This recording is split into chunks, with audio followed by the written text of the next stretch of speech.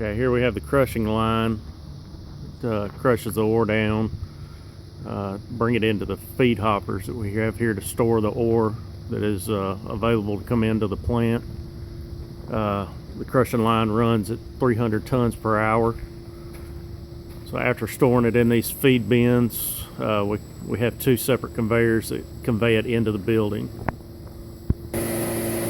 Here our ore is conveyed into the building, brings it into the feed hopper here, and once it drops out of the feed hopper, it's introduced to the sand clean injection, and introduced to water also, and it runs through a 8-inch shearing inductor before being introduced into the ORU. Okay, once the slurry is pumped into the ORU, it comes into a series of hoppers, 4 in line right here, and the solids drop out the bottom, and they will be pumped up to a series of shakers, as you can see up top there, and the clean sand will be conveyed outside the building from that point on.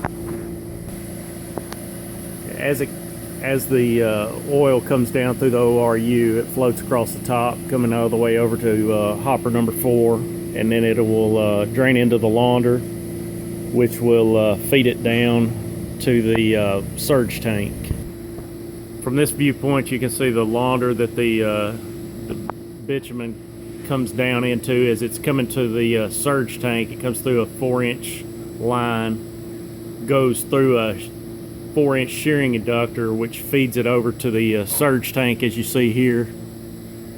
And once it gets to this surge tank, it's introduced to the diluent and mixed to prepare it to be sent outside to tank 301. Coming from the surge tank, it's pumped over through these high lines. The dill bit will go over to go outside the building to tank 301.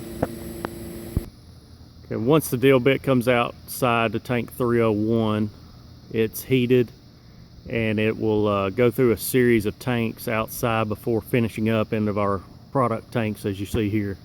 Today we're in Russellville, Kentucky. We're at the Stampede mine. What you're seeing in the background is a crushing line. The crushing line has a capacity of 300 tons per hour maximum. The way the arrangement is set up is you're feeding the raw ore at the head of the line.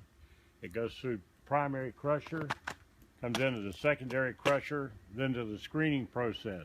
If you look on the back side of the screen, you can see a return belt coming back into secondary crushing again.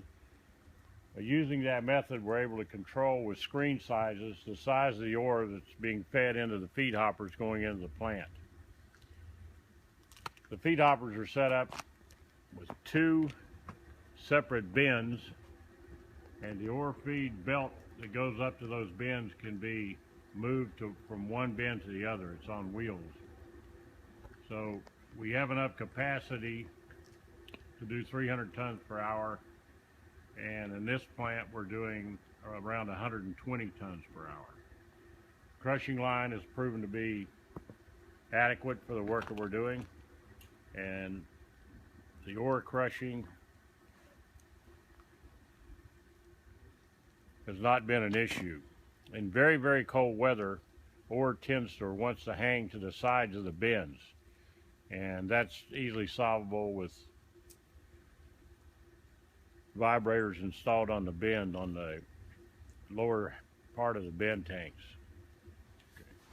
In cell 3, we're taking a suction.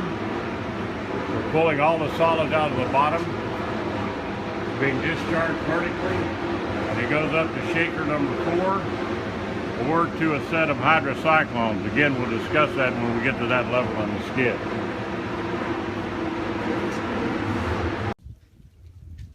These conical shaped bottom tanks are your processed oil tanks.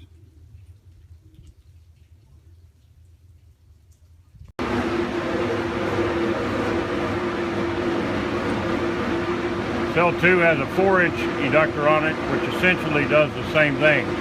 66% of the solids are removed in cell 1, The other solids are removed progressively down the line in cells 2, 3, and 4.